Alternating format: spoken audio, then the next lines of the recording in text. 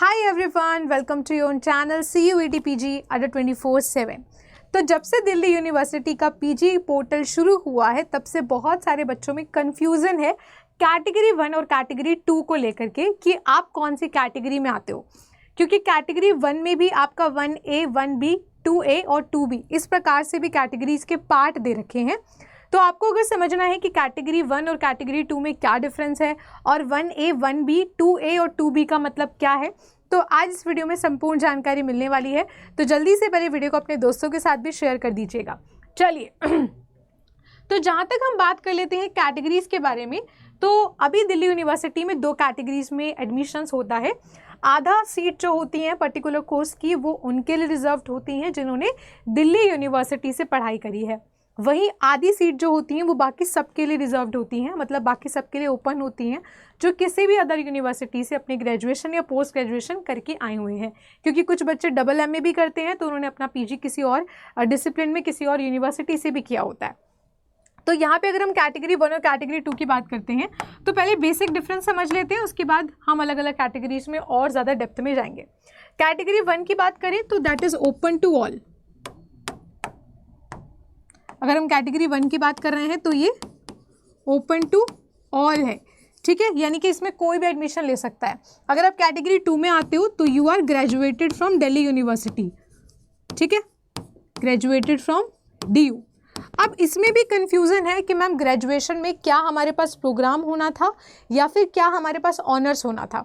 जैसे कि अगर हम पॉलिटिकल साइंस की बात करें तो यहाँ पे DU के कैटेगरी 2 में सिर्फ उनको कंसीडर किया गया है जिन्होंने पॉलिटिकल साइंस ऑनर्स ही दिल्ली यूनिवर्सिटी से किया हो। हालांकि आपका जो कैटेगरी है वो डिपेंड करता है सब्जेक्ट स्पेसिफिक पे। तो ये आपको कैसे पता चलेगा? ये आपको पता चलेगा DU के CSAS पोर्टल पर जो इन्फॉर्मेशन बुलेटिन डला हुआ है वहाँ से। वहाँ पे पर्टिकुलर कोर्सेज में लिखा हुआ है कि किस किस में आपका केवल बैचलर चल जाएगा और किस किस में आपको बैचलर्स में ऑनर्स भी उसी सब्जेक्ट में चाहिए। तो ऐसे में वहाँ पर जो कैटेगरी डिफाइन है वो अलग अलग नंबर से हैं, जैसे कि 1A, 1B, 2A और 2B इस प्रकार से कैटेगरीज दे रखी हैं।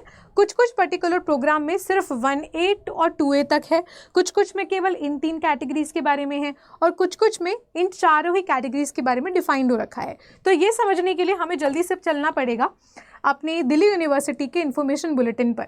तो यहाँ पर सबसे पहले जो मैंने खोला हुआ है वो हमने MA पॉलिटिकल साइंस को ओपन कर रखा है। जैसे कि यहाँ पे देख सकते हैं कि अगर आपकी बैचलर्स डिग्री है फ्रॉम एनी रिकॉग्नाइज्ड यूनिवर्सिटी, यानी कि DU के अलावा अगर आपने और कहीं से भी कर रखा है तो आप कौन सी कैटेगरी के अंदर आते हो? आप अंदर आते हो कैटेगरी नंबर 1A के, ठीक है। ऑब्वियसली C1 कैटेगरी है क्योंकि यहाँ पे रिकॉग्नाइज्ड यूनिवर्सिटी लिखा है। उसके बाद masters degree from recognised university, जैसे मैंने कहा कि कुछ बच्चे ऑलरेडी MA कर चुके होते हैं, ये उनके लिए है। तो आप कैटेगरी 1B में आते हो। अगर हम कैटेगरी 2 की बात करते हैं जो कि only reserve for DU students हैं, तो पॉलिटिकल साइंस में मांगा गया है कि आपका ऑनर्स होना चाहिए, यानी कि अगर आपने BA प्रोग्राम कर रखा है with political science as a subject तो आप कैटेगरी 2A में जो है काउंट नहीं होगे। तो इसका मतलब ये जो हमने अभी क्लासिफिकेशन समझा था ये वाला, यहाँ पर आपका 1A, यहाँ पे आपका 1A और 1B होता है और यहाँ पे आपका 2A और 2B होता है, ठीक है। तो ये दोनों कैटेगरी समझने के लिए आपको अपने पर्टिकुलर सब्जेक्ट वाइज जो है इन्फॉर्मेशन बुलेटिन में चेक करना पड़ेगा। अब जैसे कि पॉलिटिकल साइंस के अलावा मैं अगर आप लोगों को किसी और का दिखाना चाहूँ तो अभी दिखाती हूँ। उसके अलावा यहाँ पे आप चेक कर सकते हो कि कौन सी कैटेगरी कितने पर्टिकुलर जो है कैटेगरी वाइज जो रिजर्व कैटेगरी होता है उसमें कितनी कितनी सीट है कितने कितने कॉलेज में, सो दैट इसको देख करके आपको अपनी प्रेफरेंस भरने में जो है काफ़ी ज़्यादा आसानी हो सकती है, ठीक है। तो इसके अलावा अगर मैं आपको कोई ऐसा कोर्स दिखाना चाहूँ जिसमें चारों ही कैटेगरी की बात करी गई है, जैसे कि ये इसमें 3 कैटेगरीज ऑफर करी गई हैं। ये आपका है MA इकोनॉमिक्स। तो MA इकोनॉमिक्स में बोला गया है कि 1A में यानी कि मैथमेटिक्स आपकी 10 से 12 लेवल पे होनी ज़रूरी है, उसी के साथ आपका बैचलर्स डिग्री में मैथमेटिक्स होना चाहिए इवन फॉर द कैटेगरी 1। उसके बाद कैटेगरी 1 में मास्टर डिग्री कर रखी है तो भी आपका मैथमेटिक्स होना ज़रूरी है। उसके अलावा अगर आपने इकोनॉमिक्स में जो है BA कर रखा है तो आपका ऑनर्स होना ज़रूरी है पर्टिकुलर इकोनॉमिक सब्जेक्ट में, तभी आप कैटेगरी 2 में काउंट होंगे। तो मैं अगर आपको कोई और कोर्स दिखाऊं जिसमें चारों ही कैटेगरीज के बारे में डिफाइन कर रखा हो तो let me just find it. मैंने एकदम शुरुआती देखा था जिसमें चारों कैटेगरीज दे रखी थी, ये रहा। तो अगर आप इसको देखो, ये कौन सा है, MA अरेबिक है। तो MA अरेबिक में आपके चारों प्रकार की कैटेगरीज के बारे में बात करी गई है। जैसे कि यहाँ पे आपका bachelor degree from any recognised university भी चल जाएगा। उसके अलावा अगर आपने मास्टर डिग्री कर रखी है किसी भी अलग यूनिवर्सिटी से तो आप 1A और 1B में आ जाते हो। मास्टर्स वाले 1B में, कॉमन यूनिवर्सिटी वाले ग्रेजुएटेड लोग 1A में। उसके अलावा अगर आपने BA ऑनर्स करी है फ्रॉम दिल्ली यूनिवर्सिटी ओनली तो आप कैटेगरी 2A में आते हो। अगर आपने BA प्रोग्राम कर रखा है, ऑनर्स नहीं कर रखा, बट एटलीस्ट आपके पास अरेबिक लैंग्वेज होना चाहिए था, तो आप कैटेगरी 2B में आते हो।